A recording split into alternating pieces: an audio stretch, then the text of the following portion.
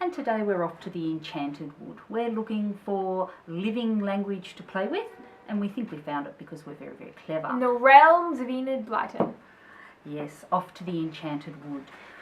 What a strange noise the leaves of the trees make, he said, as if they were talking to one another, telling secrets. Wisha, wisha, wisha, wisha, whispered the trees. They are telling secrets, said Beth. And do you know what, Rick? If the trees have any message for us, we can hear it by pressing our left ears to the trunks of the trees. Then we really hear what they say. wisha, wisha, wisha, wisha. Come on, said Joe impatiently. Let's go to the faraway tree. And there begins The magic faraway tree. and the Enchanted Wood, which we've just dropped onto the floor and can't reach anymore. And the third book called The Folk of the Faraway Tree, which we also can't reach. Yeah, but they're on the floor. That's the other one. Now, what we wanted to talk to you today about is how many Enid Blyton characters can you remember from your childhood? Because we all know that all our childhoods are spent reading Enid Blyton books. We're all writers and readers, and therefore we probably read her. Yeah, and what started me on this little trip down memory lane to the Magic Faraway Tree was a blog post by Kate Forsyth, and she was talking about feminist literature. And she said her start to her journey of feminist literature was with Enid Blyton and George and Timmy and all the adventures that they had. So Sam, being a student of feminist studies... Well, not really. But a wishful student. In the future I might be. Yes, and me being a very old ex-feminist studies student, we started to have a competition to see how many characters we could name. And I got through all the famous 5 characters. And do you want me to name them? There's Yeah. Anne, George, Timmy, Richard, and Julian. yeah, and we have a guest staying with us for Christmas, and Shirl named...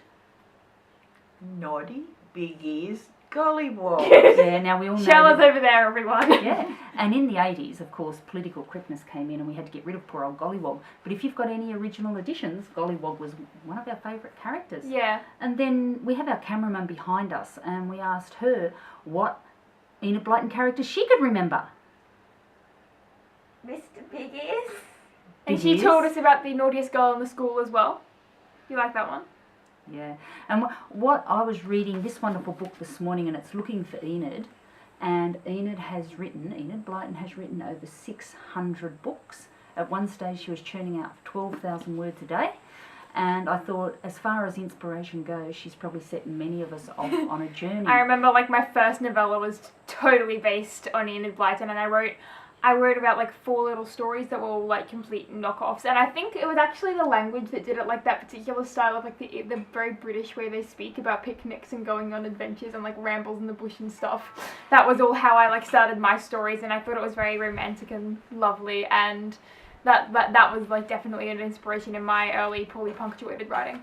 Yeah, which brings us to the purpose of our living language, is to get you out there writing, and our challenge to you today is to make a list of how many Enid Blyton characters you can remember. Don't forget the secret 7, the 5 found 4 or 5 found outers, one of the 2. Find outers. Find outers. Find outers. And my favourite, Mr. Pink Whistle.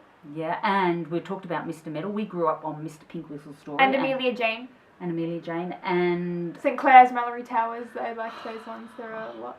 I did my research, everybody, today, and I was supposed to know everything about this subject. And again, My She knows more than 10-year-old me. memories from when I was about 6 Well, are that's coming closer. back to me. yeah. So if you could go and make a list of famous 5 characters, Enid Blyton characters, I got up to about 30 when I was making my There's list a big this list morning. in her notes, yeah. Yeah, so if you want to have a go, I'd love you to email us with how many Yeah. you come up with. Go and reconnect with your childhood. Yeah, and remember, if you're a teenager and you're writing a novel, Sam's first novel was a very interesting version of The Naughtiest Girl in School, Mallory Mallory Towers. Towers. I didn't like books. those ones. I liked St. Clair's. Yeah, and I remember there was a fire and a disappearing door. Yes, and there was a magical monster called a polyglot that came in conveniently at the end to like provide some extra tension, Yes. because I was like a really good writer. Yeah, so if you two want to grow up like Sam, just remember, Enid Blyton is what does it to us all. Bye for now. Thank you.